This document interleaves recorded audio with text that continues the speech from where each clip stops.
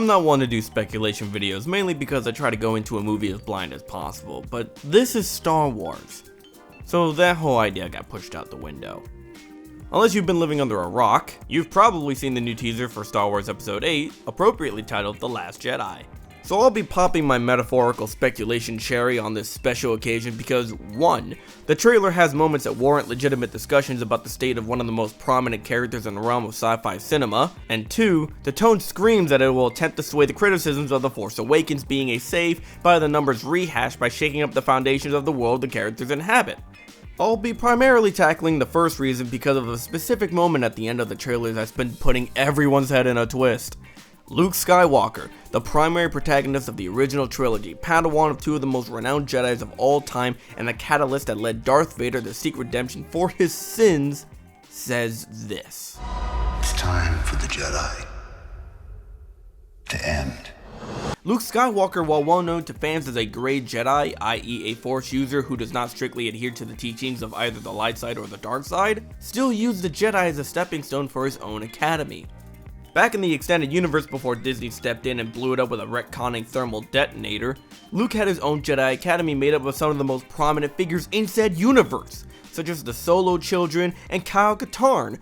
What does this actually mean, however? Is Luke talking about ending the Jedi for good? Is he simply saying that the Jedi of old are no longer worthy to be seen as a positive example? Has decades of solitude warped his mind enough to the point of disillusion? Well, I have my own thoughts on the matter, but we need to talk about something else first.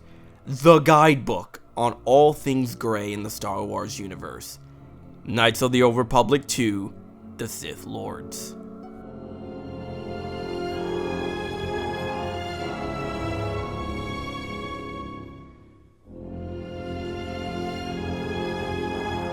KOTOR 2, The Sith Lords is the most philosophical look into what the Force truly is and what it means to those who wish to use it. KOTOR 2 is about casting aside the preconceived notions of what the Jedi and Sith are all about. It forces the characters and by extension the player to come to terms with the reality that the Jedi and Sith are symbiotic in nature. That they're linked by a yin and yang bond of extreme beliefs which ultimately leads to pointless deaths, as both sides rely on the Force to such staggering degree that they essentially become slaves to it. It's primarily discussed by one of the game's central characters, Kreia, a character so complex that I can't believe she exists in the same universe as this abomination. Think about it. If you were about to explain the ways of the Jedi to anybody who was not aware of his existence, it would definitely sound like a cult. And to be clear, I'm not talking about the belief of the Force. I'm talking about the teachings of the Jedi. The strict set of codes that govern the way of life for the Jedi. While poorly executed, and I mean poorly executed, this is what Anakin was talking about when he states, "From my point of view, the Jedi are evil." Because he's not entirely wrong. I mean, sure, he's definitely no advocator for right and wrong at that point, but the Jedi are not patron saints. They are so fearful of any sort of temptation that they bar the idea of falling in love. An emotion so natural that it causes people who do eventually fall in love to either let go of what they want or find the act so shameful that they have to hide it from the world. And as a wise man once said, love should never be a secret. If you keep something as complicated as love stored up inside, it can make you sick. But it's not just the Jedi that are rigid, it's the Sith too. The idea of focusing all of your potential to gaining more power simply to fulfill one's own goals is laughable. Effective, but in the grand scheme of things, it's just as rigid as the Jedi. As with anything done in supreme selfishness, that mentality not only bites them in the end, as it will lead to their downfall, but it's the contributing factor as to why the Sith are made up of emotionally enraptured individuals. The more you dive deep into using your emotions to tap into the Force, the more likely you are to succumb to viewing everything from an extreme perspective. This is where the Grey Jedi comes into play and what Luke Skywalker theoretically could be really saying when he talks about ending the Jedi.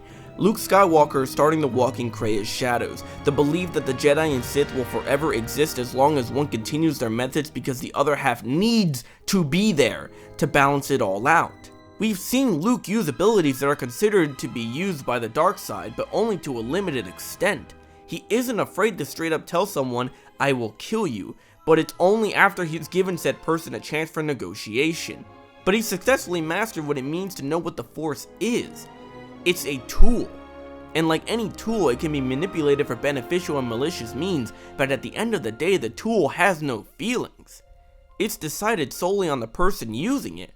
Luke, maybe, just maybe, has finally understood this, and it's only because of the horror he experienced when attempting to use the Jedi's old school teachings that blew up in his face. After something like that, no wonder Luke has spent years in solitude, and it's not surprising that he's come to the conclusion that the Jedi should no longer exist. Because if one exists, so will the other.